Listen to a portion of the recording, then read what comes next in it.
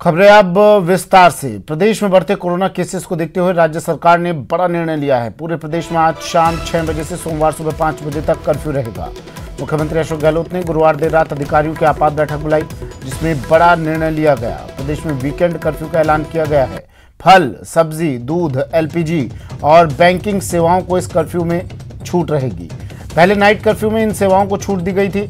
उधर प्रदेश के 3 विधानसभा क्षेत्रों सुजानगढ़, सहाड़ा और राजसमंद में 17 अप्रैल को उपचुनाव के लिए मतदान होना है। मतदान और उससे जुड़ी संपूर्ण प्रक्रिया को कर्फ्यू से छूट दी गई है। मरुधरा में वीकेंड कर्फ्यू।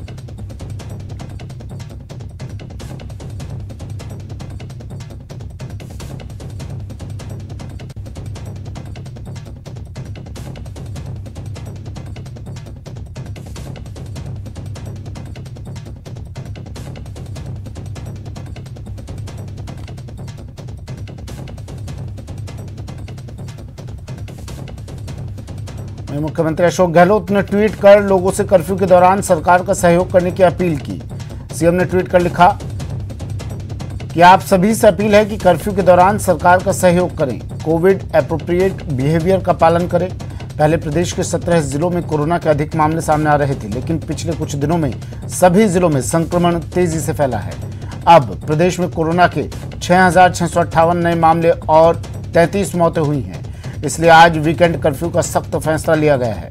अगर समय रहते कठोर कदम नहीं उठाए गए तो स्थिति दूसरे प्रदेशों जैसी विकट बन सकती है। आमजन से अपील है कि पूर्व की तरह एकजुटता दिखाएं, एक दूसरे का सहयोग करें। राजस्थान सरकार हर परिस्थिति से निपटने के लिए तैयार है।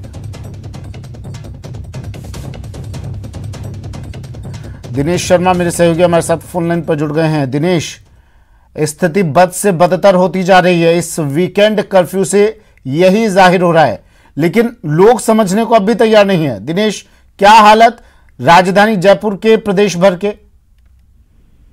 बिल्कुल सुमित, सही कहा आपने। संक्रमण तो जो है वो लगातार बढ़ता ही जा रहा है और यही वजह है कि राज्य सरकार को सख्त कदम उठाने पड़ रहे हैं। और कल मुख्यमंत्री ने एक आपात बैठक बुलाई थी देर रात में। रात 10 बजे ये बैठक हुई थी सीएमआर में और तकरीबन 11:30 बजे तक ये बैठक चली। तो इस बैठक में ये महत्वपूर्ण निर्णय लिया गया है कि संक्रमण की रोकथाम के लिए और कड़े कदम उठाए जाने चाहिए है और यही वजह है कि वीकेंड कर्फ्यू लगाने का ये निर्णय लिया गया। आज शाम 6 बजे से ये वीकेंड कर्फ्यू शुरू हो जाएगा और कल जो है, कल और परसों पूरा कर्फ्यू रहेगा और सोमवार सुबह 5 बजे तक के लिए। तो ये जो है पूरा जो है कर्फ्यू के दौरान लॉकडाउन जैसी ही स्थिति रहेगी। लोगों से अपील की गई है कि वो घरों में ही रहें और सहयोग करें। राज्य सरकार का जो राज्य सरकार कदम उठा रही है उसमें पूरी तरीके से आम लोग सहयोग करें। और खास बात यह है कि जो फल, सब्जी, दूध, एलपीजी और ये जो बैंकिंग सेवाएं हैं, इनको जो है वो नाइट कर्फ्यू में पहले ये शामिल नहीं थे, तो इनको शामिल किया गया है। यानी इन चीजों की जो है वो छूट रहेगी, यानी आम लोगों को किसी तरह की परेशानी नहीं हो, यह भी राज्य सरकार ने ध्यान में रखा है। तो एक जो महत्वपूर्ण चीज है कि कल 3 विधानसभा क्षेत्रों में क्योंकि मतदान की प्रक्रिया होनी है, तो मतदान से संबंधित प्रक्रिया और चुनाव से संबंधित जो भी प्रक्रिया है उसको इस कर्फ्यू से अलग रखा गया है। तो ये एक सख्त कदम राज्य सरकार की ओर से उठाया गया है और संभावना ये भी है सुमित कि हो सकता है कि आगामी दिनों में वीकेंड कर्फ्यू लगातार जो है वो देखना मिले। इस तरह की संभावनाएं जो है वो जताई जा रही है। और गाइडलाइन जो परसों जारी की गई थी गृह विभाग के द्वारा, जिसमें कई तरह की सख्तियां की गई थी, वो भी समानांतर रूप से जारी रहेंगी। तो कई तरह के कदम राज्य सरकार उठा रही है संक्रमण रोकने के लिए, क्योंकि स्थिति जो है वो लगातार बिगड़ती जा रही है। संक्रमण जो है बड़े पैमाने पर फैल रहा है और केसेज बड़ी संख्या में सामने आ रहे हैं। कल की ही अगर बात करें तो कल जो है प्रदेश में 33 मौतें सामने आई है। तो आप समझ सकते हैं कि स्थिति किस तरीके से भयावह होती जा रही है। मुख्यमंत्री पहले ही ये बात कह चुके हैं कि लॉकडाउन नहीं लगाया जाएगा, लेकिन ज्यादा जरूरी ये है कि लोगों का जीवन बचाया जाए। आजीविका बचाना तो जरूरी है, लेकिन जीवन बचाना वो है वो ज्यादा जरूरी है। तो लोगों का जीवन बचाने की ये कवायद है। जिस तरीके से मौतें बढ़ती जा रही है, संक्रमण तेजी से बढ़ता जा रहा है, उसी के चलते ये कड़ा निर्णय जो है वो लिया गया है। मतदान से जुड़ी प्रक्रिया को तो छूट दी गई है दिनेश, लेकिन क्या डोर टू डोर जो प्रचार का दौर चल रहा है उसे भी छूट है या उस पर पाबंदी लगी रहेगी? देखिए, उसके लिए जो निर्वाचन आयोग ने जो है वो अलग से गाइडलाइन जारी की है। जो उस गाइडलाइन में प्रावधान किए गए हैं वह छूट लगातार जारी रहेगी, क्योंकि ये साफ कहा गया है कि मतदान और मतदान से जुड़ी प्रक्रिया, सभी प्रक्रियाएं जो है इस चुनाव से जुड़ी हुई है, चुनाव से जुड़ी हुई प्रक्रियाएं सबको छूट मिलेगी। और इससे चाहे डोर टू डोर प्रचार से चाहे संक्रमण चाहे जितना फैले, फर्क नहीं पड़ता है। बिल्कुल, उसमें देखिए, उसमें भी कुछ सख्ती जो है वो की गई है निर्वाचन आयोग द्वारा, और उसमें भी कुछ एक प्रावधान निश्चित किए गए हैं कि इतने लोग ही डोर टू डोर प्रचार के लिए जा सकेंगे, तो उसकी भी जो है वो सख्ती से पालना करवाई जाएगी। और जिस तरीके से संक्रमण फैल रहा है, क्योंकि रैलियों को लेकर, चुनाव रैलियों को लेकर सवाल लगातार उठ रहे थे कि सख्तियां की जा रही है लेकिन चुनाव रैलियां लगातार हो रही है। इसे लेकर भी जब पिछले दिनों मुख्यमंत्री निवास पर बैठक हुई तो खुद जो पीसीसी चीफ है गोविंद सिंह डोटासरा, उन्होंने भी ये बात कही थी कि इन पर भी सख्ती लगाने की जरूरत है। और क्योंकि लोग जो है राजनेताओं से सवाल पूछते हैं कि आखिर जब चुनावी रैलियां हो रही है तो आम लोगों पर क्यों सख्ती की जा रही है। और यही वजह है कि आने वाले दिनों में जो 12 जिलों में चुनाव होने हैं पंचायती राज के, उसे लेकर भी राज्य सरकार ये निर्णय ले सकती है कि इन्हें फिलहाल टाला जाए। और राज्य निर्वाचन आयोग को इस तरह का प्रस्ताव राज्य सरकार की ओर से भेजा जा सकता है। तो अब जो है वो सख्ती की जा रही है, न केवल आम लोगों से बल्कि राजनेताओं पर भी। ठीक है, शुक्रिया दिनेश तमाम जानकारी के लिए। तो मतदान और उससे जुड़ी तमाम प्रक्रिया को कर्फ्यू से छूट रहेगी। और दिनेश मेरे सहयोगी बता रहे थे चुनाव आयोग ने कुछ जो गाइडलाइंस है उनके अनुसार अब डोर टू डोर प्रचार भी होगा, लेकिन कुछ नियमों के तहत। और उन नियमों में ये भी होगा कि 3-4 लोग, कुछ कम संख्या में लोग जाएंगे घरों पर और डोर टू डोर प्रचार करेंगे।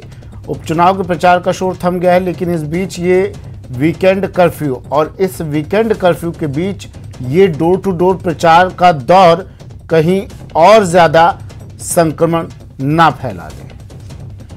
वहीं प्रदेश में जारी कोरोना की नई गाइडलाइन भी आज से लागू हो जाएगी, जिसमें शाम 6 बजे से सुबह 5 बजे तक नाइट कर्फ्यू लगाने का फैसला किया है। नई पाबंदियों के बाद शहरी क्षेत्रों में शाम 5 बजे बाजार बंद होंगे। सरकारी दफ्तर शाम 4 बजे तक ही खुलेंगे। प्रदेश में सभी कोचिंग, स्कूल, कॉलेज भी बंद रहेंगे। कोरोना को देखते हुए राज्य में 10वीं और 12वीं की बोर्ड परीक्षाएं भी स्थगित कर दी गई हैं, जिसके मुताबिक कोरोना की नई गाइडलाइन आज से लागू और 30 अप्रैल तक की गाइडलाइन जारी रहेगी।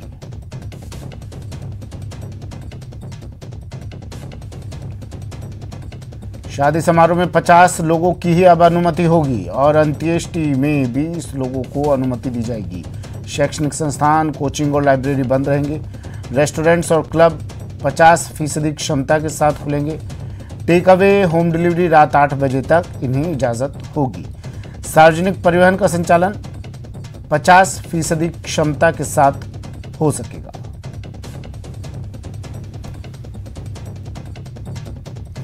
और अब तस्वीर मरुधरा की देख लीजिए, आंकड़े मरुधरा के देख लीजिए। बेकाबू रफ्तार कोरोना की, मरुधरा में फिर कोरोना विस्फोट। 24 घंटे में 6,658 नए केस सामने आए। पिछले 24 घंटों में 33 लोगों की मौत हो गई। जयपुर में सबसे ज्यादा 848 नए केस मिले हैं। मरुधरा में एक्टिव केस 49,000 के पार। और अब जिलेवार आंकड़े देख लीजिए, कोरोना पर अपडेट ले लीजिए। जिलेवार जयपुर, राजधानी जयपुर में सबसे ज्यादा 848 केसेस, उदयपुर में 711, जोधपुर में 847, कोटा में 638।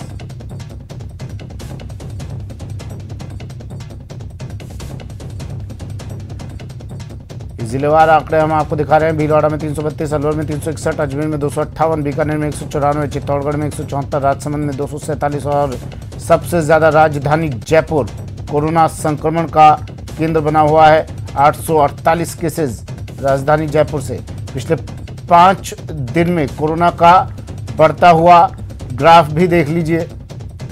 लगातार एक एक दिन कोरोना बढ़ता गया। 11, 12, 13, 14 और 15 अप्रैल को 11 अप्रैल को 5,105 केस, 12 अप्रैल को 5,771 केस, 13 अप्रैल को 5,528 केसेस, 14 अप्रैल को 6,200 केसेस और 15 अप्रैल को 6,658 केस। पिछले 5 दिन में 29,262 केस सामने आ चुके हैं। कोरोना का बढ़ता ग्राफ।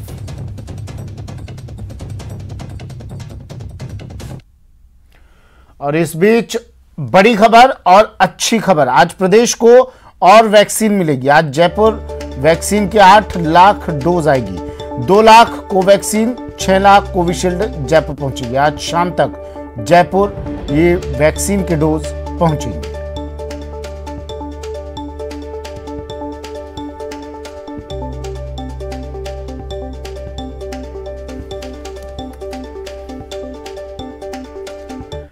कोरोना काल के दौरान भरतपुर का राजकीय अस्पताल खुद बीमार दिख रहा है। रात के समय में मरीज के परिजनों को खुद स्ट्रेचर उठाकर मरीज को अस्पताल में लेकर जाना पड़ रहा है।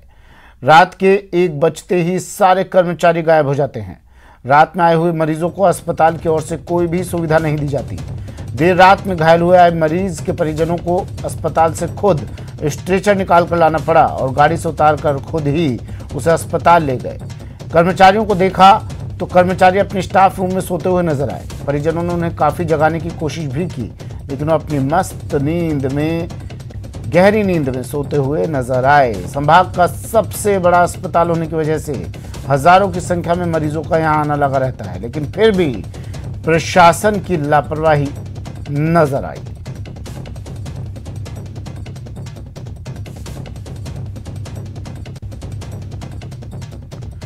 कोरोना काल के दौरान भरतपुर का राजकीय अस्पताल खुद बीमार दिख रहा है। रात के समय में मरीज के परिजनों को खुद स्ट्रेचर उठाकर मरीज को अस्पताल में ले जाना पड़ रहा है। ये तस्वीरें देखिए, ये अस्पताल का स्टाफ नहीं है, ये अस्पताल के वार्ड बॉय नहीं है, ये मरीज के परिजन हैं। ऐसी तस्वीर यदा कदा ही देखने को मिलती है। देख लीजिए इन तस्वीरों को। भरतपुर का अस्पताल है, संभाग का सबसे बड़ा अस्पताल है। इन तस्वीरों को देखिए और अपनी फूटी किस्मत पर रो लीजिए। रात के 1 बजे और कर्मचारी गहरी नींद के आगोश में। अब मरीज आते हैं, राम भरोसे आएं जाएं, इलाज कौन करे इससे इन्हें कोई फर्क नहीं पड़ता है। अस्पताल की ओर से कोई सुविधा इन मरीजों को मुहैया नहीं है। उधर मैंने देखा कोई हेल्प करने वाला नहीं था। फिर एक लड़का है जो ऊपर उनका पेशेंट भर्ती है, वो पानी वानी भरने के लिए आए थे। फिर उन्होंने हेल्प करवाई, एक जन और था, उन्होंने भी हेल्प करवाई, तब जाके ऊपर लेके पेशेंट को आया। हॉस्पिटल का कोई भी आदमी नहीं था जी। मैं अपने मरीज के ऊपर से नीचे उतर के आया था पानी पीने के लिए, बनने के लिए जी। मैं जा रहा था, मेरे को दिखा तो मरीज को उतार रहे थे गाड़ी से, तो कोई उनको हाथ लगाने वाला नहीं था, ना तो कोई डॉक्टर वगैरह कोई भी चीज़ नहीं थी। इसलिए मैंने हाथ लगवाया, उनकी मदद करी, उनको लेके मैं यहाँ तक आया।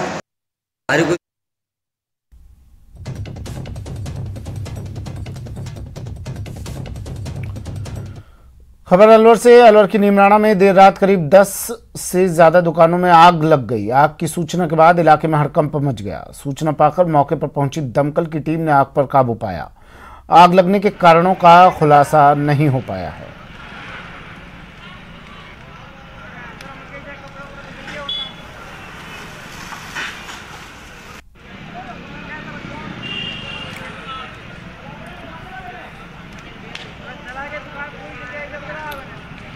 अलवर से ये तस्वीरें हैं भीषण आग की। तस्वीर 10 से ज़्यादा दुकानों में ये आग लगी।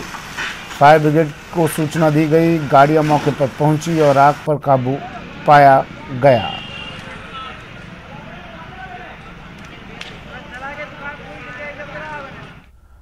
खबर धौलपुर से, जहां दिन दहाड़े 5 बदमाश एक दुकान में धावा बोलते हैं, मारपीट करते हैं, फायरिंग भी करते हैं।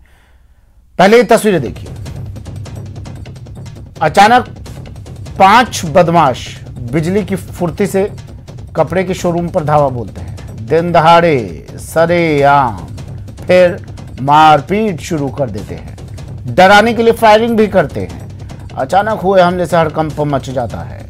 लोग डर के मारे भागने लगते हैं और बदमाश दुकान में लूटपाट की घटना को अंजाम देकर फरार हो जाते हैं। तस्वीरें निहालगंज थाना इलाके के पुरानी सब्जी मंडी स्थित जीजी प्लाजा रेडीमेड शोरूम की है। कहा जा रहा है कि कुछ बदमाश दुकान में पहले आए थे और 1400 रुपए के कपड़े को 1000 में देने की बात कह रहे थे और जब बात नहीं बनी तो इस घटना को अंजाम दिया। बदमाश करीब 25,000 की नकदी काउंटर की दराज से लूट कर ले गए। लूट की पूरी वारदात सीसीटीवी में कैद हो गई। इधर पुलिस सीसीटीवी फुटेज के आधार पर बदमाशों की धरपकड़ में जुट गई है।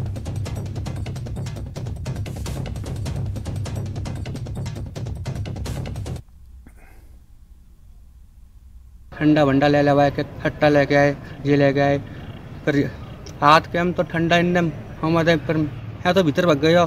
फिर ये पैसा ले गए लूट के गले में थे, हम 20-25 हज़ार रुपये बैठेंगे, 2000 के 500 के नोट ले गए और फिर इनके पैसा लूटे तो बहु मारे कैमरा हमारे सीसीटीवी में। सब्जी मंडी के पास एक कपड़े की दुकान में से रुपए निकालने की घटना सामने आई, जिसकी रिपोर्ट अभी प्राप्त हुई है। रिपोर्ट जैसी देंगे उस हिसाब से कानूनी कार्रवाई की जाएगी। चलिए वक्त एक ब्रेक का है, जल्द हाजिर होंगे।